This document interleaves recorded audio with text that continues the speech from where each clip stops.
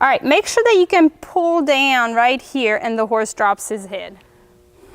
Take the horse's head, bring it laterally towards you, and then once you have the lateral flexion, slide your hand down behind the pole right here and press down with your hand. Bring the nose laterally towards you if the horse has a lot of anxiety or is really tight in the neck, and just get like an inch and release, or half an inch, whatever you can get. Is bring the nose towards you, slide down here, push down right here on the halter, or you can grab under the knot. And once you get their head lower, you can give them a treat down here. I'm not gonna do it because she's been a little nibbly today, but just working on lowering her head. And I don't mind if they pop their head right back up.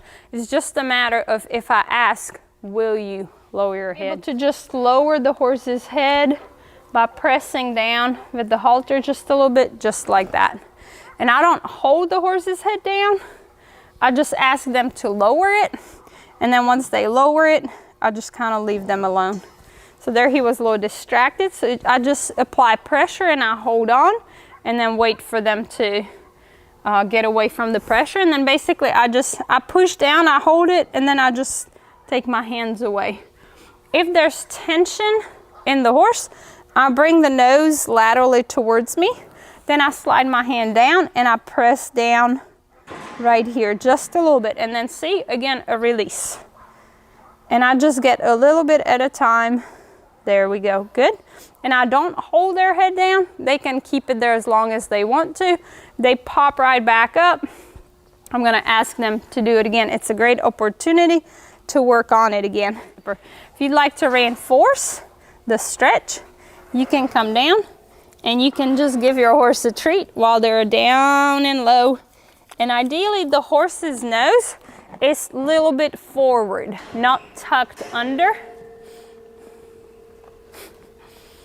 So when I go down, I try to kind of guide the nose forward just a little bit so I get a really nice stretch through the whole neck here in the pole of the horse. Just kind of push down. This is a good position right here. And then I play with pushing into the horse's neck. I'm not adjusting him, I'm not massaging him. I'm just helping him give me the flexion without following me. If I just pulled on the nose and stepped out of his way, he might follow me with his feet. That's actually a really nice flexion right there. Good boy. But if I press into his neck, he's going to know that he should not follow me with his feet. You can do it up here just to get a little bit of flexion in the pole right here. And I'm kind of tipping his nose by doing a little twist in my wrist. So I'm pulling with that little finger towards me. And then as he gets better at it, I can step further back and I can push into his neck. Just waiting for the tension to go away. See, he's fighting it a little bit. So that's already feedback. There he softened, so I'm gonna let go. You can try to get a nice marching walk during the stretch. Now, if your horse, just like track here, does not lower their head, you can always swap your hands and you can ask for it by, just make sure you don't have the lead line in the way, by walking with the horse like that. You can use that right hand until they're a little bit higher level. You can stop if they're really bracy and lower their head down like that. Good boy. And then really rub. I spend a lot of time even reinforcing that, kind of lowering that head down by pressing behind the ears. You can also reward with a treat. I like how his nose is in front of the vertical. We've talked about that for the lengthening of the strides, in order for those toes to reach more underneath the nose got to be in front of the vertical. And I'm tapping the belly for some forward. We need a little bit more work on this, especially on this side. Good boy, that's really good. Reach for the halter, lower their head. You can do the stretch like that and encourage it while they're out on a circle.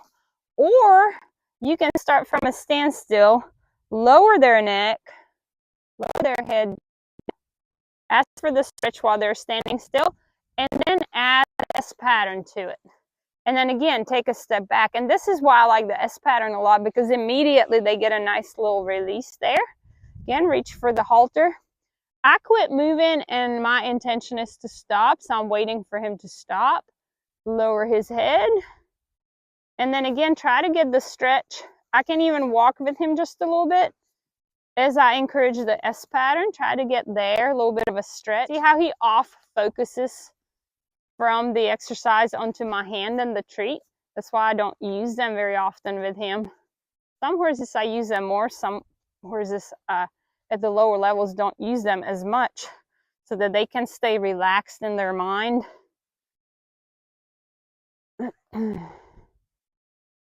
That doesn't mean that I don't ever give them a treat, because I still want to be able to use that as a motivator, especially as you get higher and higher in the levels.